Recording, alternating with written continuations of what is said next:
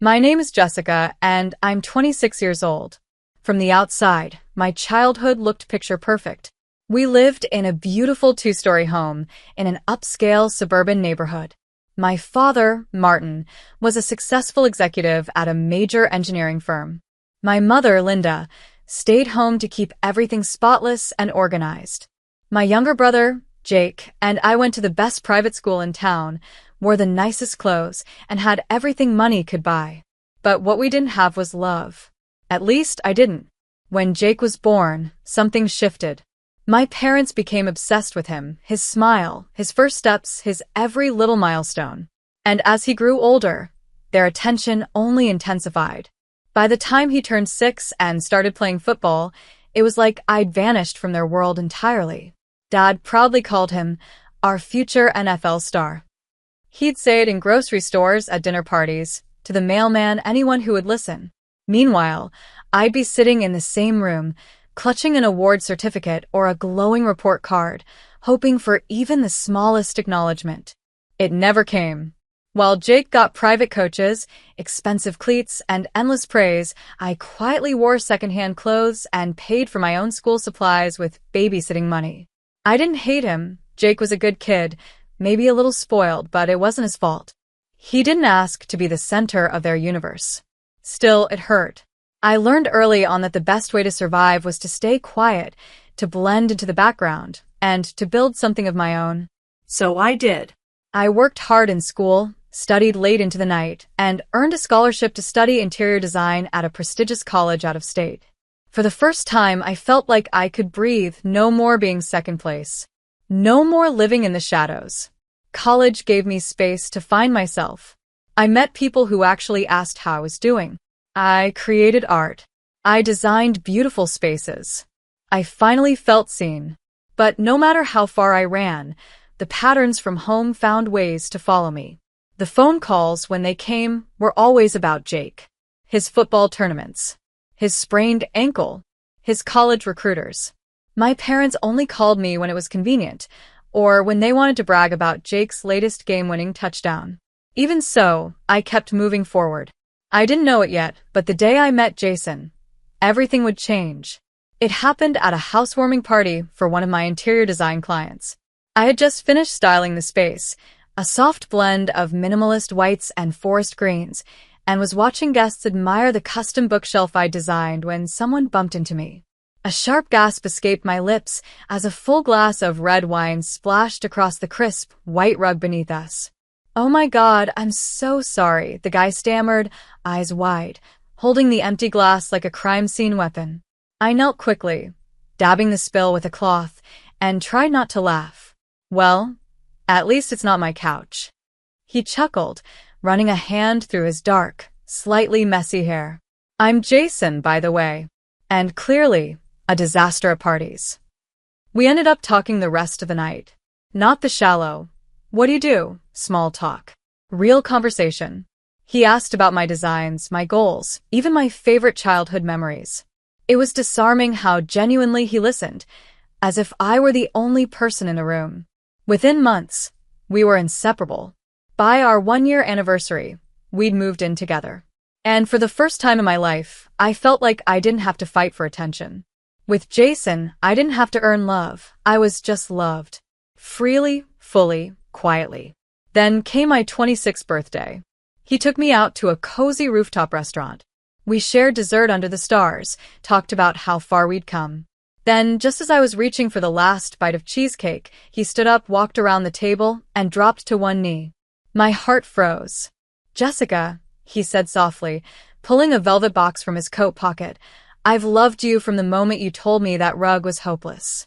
I want to build a home with you. Will you marry me?" Tears welled up in my eyes.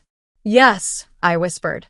That night, I lay in bed beside him, staring at the ring glinting on my finger and wondering how in the world I was going to tell my parents. Surprisingly, when I called them, they sounded thrilled. "Oh, Jessica, that's wonderful," Mom said with genuine excitement. "We can't wait to meet Jason. Bring him over this weekend." I was stunned. It felt like maybe they were ready to turn a new page. Maybe this wedding could be our bridge to something better. Jason and I drove to my parents' house that Saturday. For once, it wasn't about Jake. They welcomed Jason warmly, complimented his manners, asked questions. We sat around the dinner table, laughing about childhood stories. It felt surreal. Then, just as the evening was wrapping up, Dad swirled his wine and said, "So, has Jessica told you about Jake? Our football star?" Jason smiled politely. "She's mentioned him." And just like that, the shift happened. My parents launched into a full-on TED Talk about Jake's future, his college prospects, NFL dreams, some sports agent they'd met. I sat there, silent, watching the spotlight drift away from me once again. Jason squeezed my hand under the table. Still, I tried not to let it dampen my spirit. Especially when, a few days later, Dad called and said something I never expected. "We've decided to contribute $75,000 toward your wedding. We want to do this for you." I was floored. They'd never invested in me like this. Not for school, not for graduation, not for anything. Mom got deeply involved, attending dress fittings, cake tastings, sending me color palettes at midnight. Dad reviewed vendor contracts like they were corporate takeovers. They treated my wedding like a high-stakes mission. And for the first time, I let myself believe. Maybe they did care. Maybe they were finally trying. But I should have known.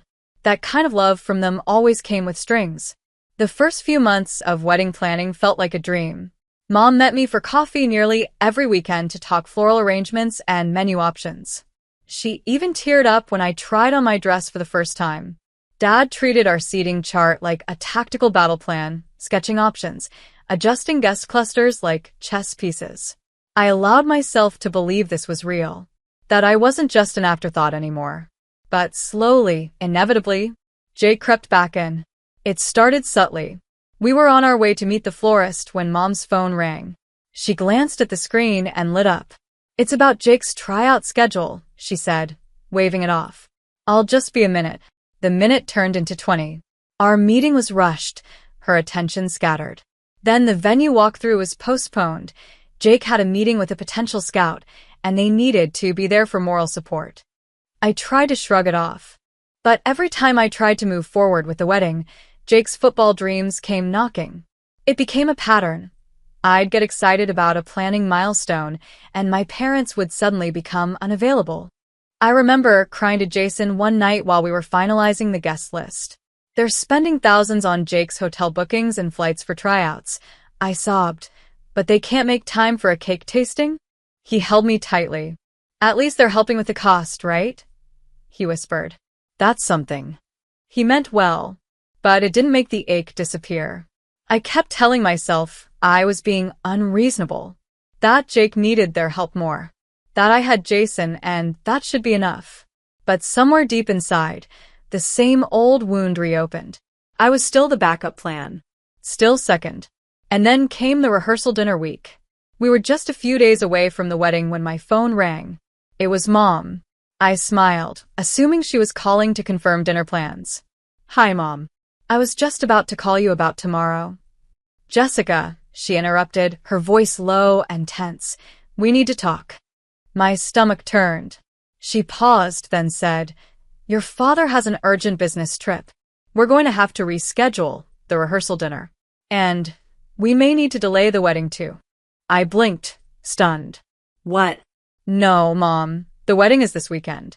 Everything is booked. The guests are flying in. We can't just cancel." "You'll understand when you're older," she replied flatly. "Sometimes life happens." I hung up, my hands shaking. I sat in silence for a while, my heart pounding in my chest. Something didn't feel right. The story didn't add up.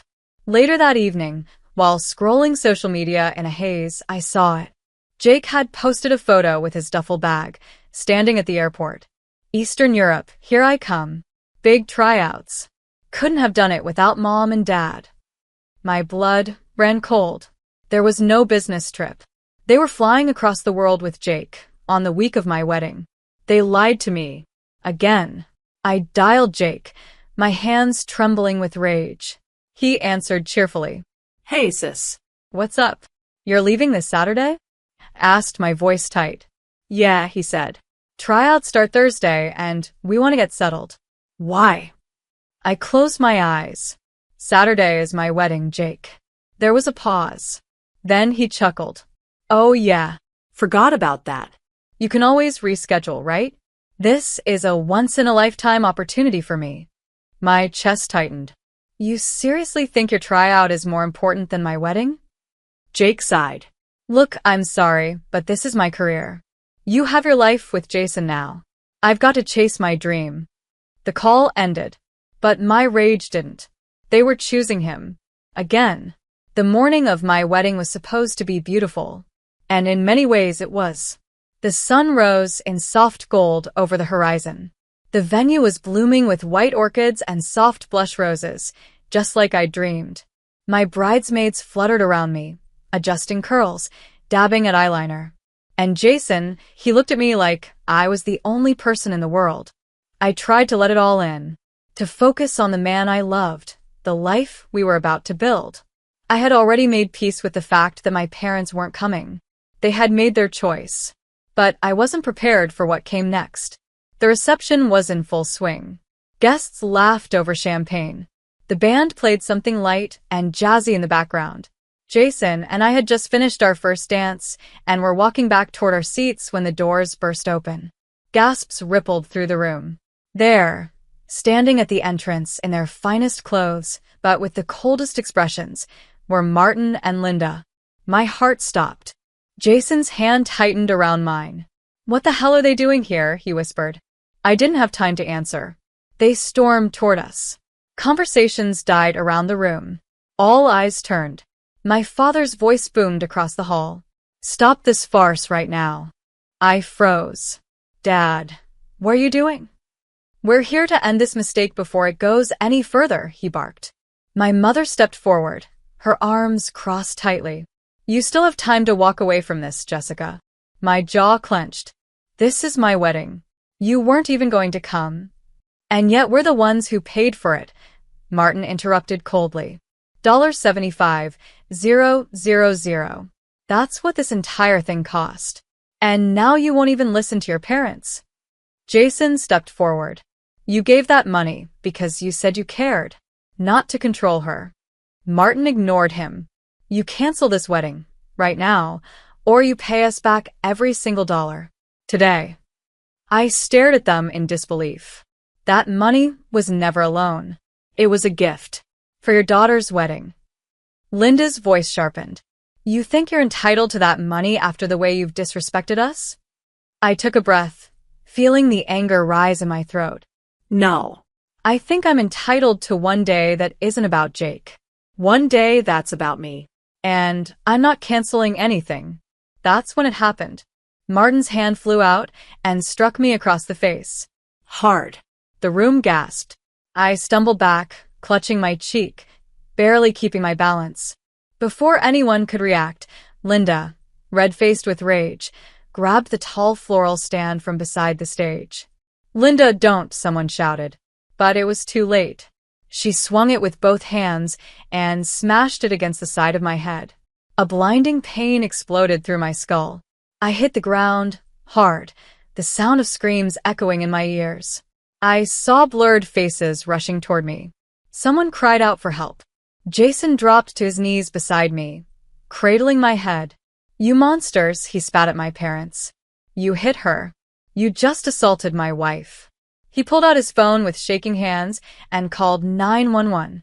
I need police and paramedics, he told the operator, voice cracking with emotion. Right now. My wife has been attacked, at our wedding, by her parents. People were shouting. Guests were crying. Some had backed away in shock. Others were already filming. Within minutes, flashing red and blue lights bathed the reception hall. Police officers stormed in with paramedics. Martin and Linda were immediately restrained. The officers took witness statements while the EMTs tended to my head. As they loaded me onto the stretcher, Jason leaned in close. You're going to be okay. I'm right here. Through the haze of pain and tears, I gripped his hand. And in that moment, I wasn't the girl they could silence anymore. The hospital room was quiet, dim, and cold. I lay there with an 4 in my arm and a bandage wrapped tightly around my head. The painkillers dulled the throbbing, but nothing could numb the ache in my chest. Jason sat beside me, holding my hand like he was afraid I'd float away. I could still hear the echo of my mother's voice demanding money, the crack of the floral stand slamming into my skull, the way my father had slapped me in front of 100 people. All at my wedding. I kept thinking back to how I'd spent years craving their attention, their approval. And when I finally had their support, or so I thought, they used it as leverage. Their generosity was a weapon. Their love had always been conditional. Not anymore. I turned to Jason. I'm going to press charges. He blinked, surprised, then nodded slowly. I'll stand beside you every step of the way. I'm not just doing this for me, I said. I'm doing it so they never hurt me or anyone else again. When I was discharged 2 days later, I walked out of that hospital with a stitched wound and a steel heart. Within a week, with the help of an attorney, I filed a formal police report. We submitted medical documentation of the head injury, wedding footage from guests' phones, eyewitness accounts from over a dozen people, a signed affidavit from the paramedics who treated me on site. The district attorney took the case seriously. My parents were charged with assault, attempted coercion, and use of financial leverage in an abusive manner. Because the incident occurred at a public event, with dozens of witnesses and physical evidence, the case moved swiftly. Their lawyer tried to argue that they were emotionally overwhelmed and trying to protect their daughter. But no jury bought it, not after the footage was played in court. The slap, the stand, the blood. And then came the final blow. Jake took the stand. My brother. Their golden boy. The one they had always protected, always preferred. He sat before the court and said, clearly and calmly, my parents have never been able to love us equally. I see that now. I didn't want to, but they crossed a line that can't be undone. He looked over at them, at our mother, who was pale and trembling, and our father, who stared straight ahead like a stone. I'm done protecting them. They don't deserve it. Gasps rippled across the courtroom. And just like that, they lost everything. The judge delivered the sentence. 5 years in state prison for Martin and Linda, with no parole for the first 2 years. A restraining order barring them from contacting me or Jason ever again. A ruling that their $75,000 gift was non-refundable, as it had been voluntarily given for the purpose of a wedding. I walked out of that courtroom with my head held high, not because I'd won, but because I had finally broken free. After the trial, everything felt still. There were no more angry voicemails. No sudden messages asking for favors. No passive-aggressive comments about Jake's next game. Just silence. And it was the most peaceful sound I'd ever known. Jason and I returned to our apartment, which now felt more like home than anywhere I had ever lived. The bruises on my skin faded slowly, but the weight that had lived in my chest for years, that constant pressure to prove myself, to be enough, was finally gone. We made a quiet decision together. We would repay the $75,000, not because we were legally obligated, but because we wanted zero ties to the people who had tried to destroy our wedding day. We took out a loan and transferred every cent. It was a sacrifice, but one that bought us complete freedom. Weeks turned into months. I threw myself back into work, designing beautiful spaces for clients who appreciated my talent. Jason's career was also thriving. And our love, stronger than ever. We traveled, took walks without checking our phones for dramatic texts, and laughed over little things, like how our wedding reception ended up on local news for all the wrong reasons. We joked about someday renewing our vows with no uninvited guests and definitely no floral stands. And then, one crisp fall afternoon, everything changed again. I was organizing samples in my studio when I felt dizzy and had to sit down. A test later that evening confirmed what I already suspected. I was pregnant. When I told Jason, he laughed, cried, and hugged me for so long I thought he might never let go. We stood in the nursery months later, soft creams and gentle blues, a mobile spinning slowly above the crib, and I realized something profound. I had broken the cycle. I wasn't going to be the kind of parent who made her child fight for love. I wasn't going to pour everything into one child and forget the other. I was going to create a home filled with kindness, with patience, with balance. I would teach my child that their voice matters. That love isn't earned, it's given freely. That respect doesn't come from fear, but from being truly seen. One evening, Jason and I stood together, arms around each other, looking at the ultrasound photo taped to the fridge. "This," I whispered, "is the family I always dreamed of." And I meant it, not because it was perfect, but because it was mine. Built not from money or appearances, but from truth, love, and the courage to finally choose myself. Months passed, and life flowed in its beautiful rhythm. Inside me, a new life was growing, one that was free of fear, full of love, and entirely our own. Jason would hold my hand during every ultrasound. He stayed up late reading baby books, putting together the crib himself, and every day he reassured me that our child would be born into a world where he would never be overlooked. Then, the day came. The hospital room was filled with bright light. Waves of pain coursed through my body, but my heart was at peace. Jason was with me, breathing in sync with mine, holding my hand tightly. And then, the sound of a cry filled the room. A nurse placed a tiny, round little being on my chest, eyes still closed, but his hands gripping my finger tightly. "Welcome to the world, my little boy," I whispered. We named him Eli. Eli's eyes held the kind of light I had always longed for, innocent, unconditional love. He was a new beginning. He was the first light of a family that Jason and I had built, one founded on equality, respect, and sincerity. Later that night, as Jason and I sat beside him, I kissed his forehead and said, "Eli, you'll never have to fight for love. You already have it, unconditionally." Thank you so much for watching. I hope you enjoyed the story and felt the emotions and journey that Jessica went through. If you liked this video, don't forget to like, comment, and subscribe for more powerful stories just like this. Your support means the world to me. Let me know in the comments what part of the story resonated with you the most, or if you'd like to see more stories in the future.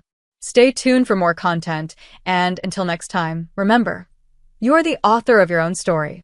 See you in the next video.